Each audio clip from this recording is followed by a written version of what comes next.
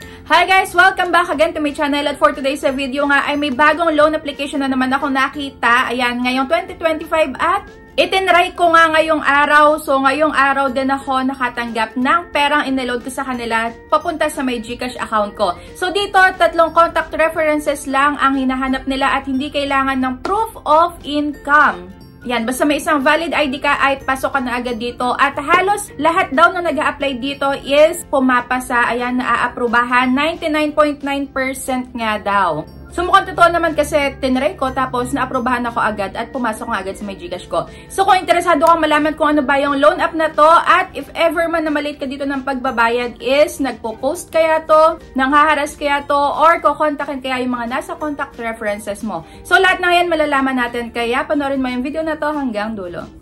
Pero syempre, congratulations nga pala dito sa mga nasa community spotlight ko. Kung makita nyo yung pangalan nyo dyan or yung username nyo is, i-PM nyo na ako agad para maklaim nyo yung prize nyo. Ayan, basta lagi kang updated dito sa mga ina-upload ko sa YouTube ay mapapasali ka dyan. So yan, umpisahan na natin.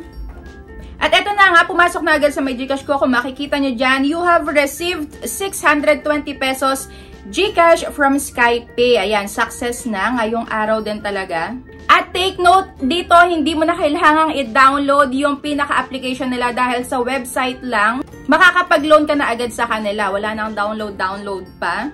At 2 terms din yung kanilang pagbabayad dito. Pero eto na ngayon nakakaloka. So bago ako mapunta sa may Magic Cash, ito muna yung nakita kong ads. Ayan, habang ako ay nag-i-scroll online. So Pinoy Peso yung pinakaunang bumungad sa akin. At since website to, tinry ko na nga din kung okay ba siya ngayong taon, 2025. So, dito nagpapaloan ng 25,000 pesos nga. Ayan, nag-apply na nga ako at ito yung mga sinagutan ko sa inyo. So, hindi ko na iisa-isahin basta ipa-flash ko dyan lahat-lahat. So, kung makikita nyo dyan, meron nga pala ditong, nagtatanong sila ng about sa may loan mo sa iba pang app. Kung meron ka na ditong overdue, ayan, kung ilan yung na-overdue mo at marami pang iba. So, dito, work information, yan lang yung talagang hinanap nila. So, sa 3 lang na yan. At pagkayari, dito na tayo sa ID information at sa face recognition. So, yun lang. At 3 ang contact references ang hiningi sa akin dito. So, pagkayari nun, okay na. Tatanungin na lang kung saan mapupunta yung ilo-loan mo dito.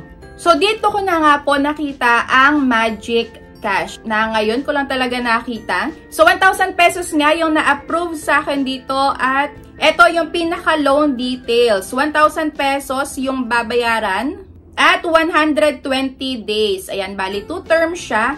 At ang marireceive ko is 620 pesos. Kagaya na pinakita ko sa inyo kanina na nag-send sila sa akin. Pero yung pinakaunang pagbabayad ko dito sa may 120 na days na sinasabi nila is sa unang bayad, 7 days lang siya at ang babayaran ko ay 990 pesos. At alam nyo na kung kailan babayaran yung 10 pesos. So, doon pa lang nila pala binilang yung pang 120 days. Aabutin pa ng hanggang 4 na buwan yung pagbabayad mo ng 10 pesos. Pero, eto na nga, pagka doon nabayaran mo na yung 990 pesos, hindi mo na kailangang bayaran yung 10 pesos. So, mawe-waive na daw yun pagka on or before nakapagbayad ka na agad nung unang pagbabayad mo sa kanila. Ayan ang sinasabi ko, 99.99% ang pinaka-chance mo na maaprubahan, lalo na daw pagka ito ay inilagay mo sa may home screen. Pagka inad mo itong kanilang application sa may home screen mo. So dito, i-add mo lang siya pero hindi mo siya totally i-download. At ayun na nga, na-i-add ko na. At nung na-i-add ko na nga, naka-under review na yung application ko sa my Magic Cash. Dito nalito ako dahil Pinoy Peso yung in-applyan ko pero napunta siya sa may Magic Cash. So, ibig sabihin, parang branded account. Ayan, parang sa may YouTube, merong branded account. At talagang dito na siya napunta, hindi na Pinoy Peso, Magic Cash na, pero same pa din yung nakalagay. Dito sa may inad ko sa home screen na application ng Pinoy Peso is hindi ko siya totally magamit dahil iba yung lumalabas. Ang hirap niyang gamitin, kaya doon ako nagpunta ulit sa may pinaka-website nung Pinoy Peso. So, medyo hassle dahil doon sa may inad ko sa may home screen, hindi ko nga makita yung loan ko. Yan, wala nakalagay doon kung paano bayaran. Kagaya niyan, ayan, yung historical orders, no orders ang nakalagay. Kaya nagtataka talaga ako kung bakit pa nila ipinapa-add sa may home screen, hindi naman natin magagamit. Ayan, kung makikita nyo, no pending order.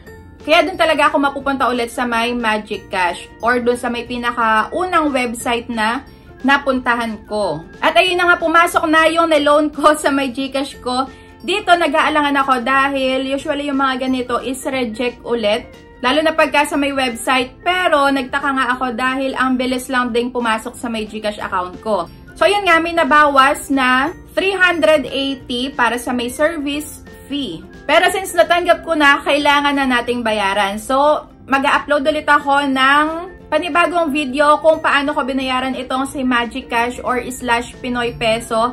Pero nag-search nga din ako online kung may nakapag-try na ba dito sa may Magic Cash na to dahil bago nga lang din sa akin to. At nung nag-search ako online ay wala akong nakitang nakapag-try na dito sa may Magic Cash. So wala akong runs na nakita or nabasa about dito. Dahil nga siguro bago pa lang or bagong update lang yung Pinoy Peso na naging Magic Cash.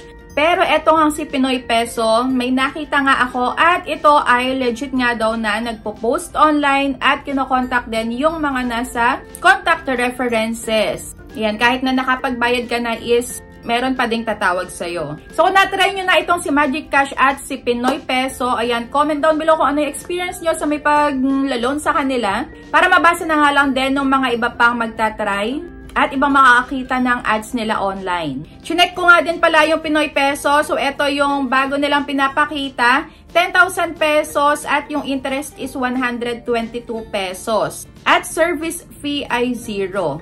Ayan, bali babayaran is 10,122 which is hindi naman nga yun yung nakita natin dito sa may loan details kanina na pinakita ko sa inyo. Kaya hindi natin alam bakit sobrang daming mga ganito. Naglalabasa na loan app na Pinoy Peso tapos Magic Cash. Same naman yung loan details pero iba yung pinapakita sa may ads nila, 'di ba? Kaya talagang nakaka-confuse at napakapaasa nila dahil ina-expect natin ganito yung makukuha natin sa may ads nila pero hindi naman pala talaga in reality. Kaya tama-tama ginagawa nyo na nanonood muna kayo ng mga ganitong loan app review bago kayo mag-try dahil hindi na nga natin alam kung ano ba talaga yung safe na applyan, kung ano ba talaga yung legit na applyan. So that's it for today's video. Gagawin ko na lang din ng separate video yung sa may pagbabayad dito sa may Magic Cash dahil alam kong maraming makakapag-try nito lalo na sa unang try pa lang halos lahat talaga is naa-aprobahan nila. Pero since nakita nyo na nga yung loan details, kung nagbabalak kayong mangutang sa kanila,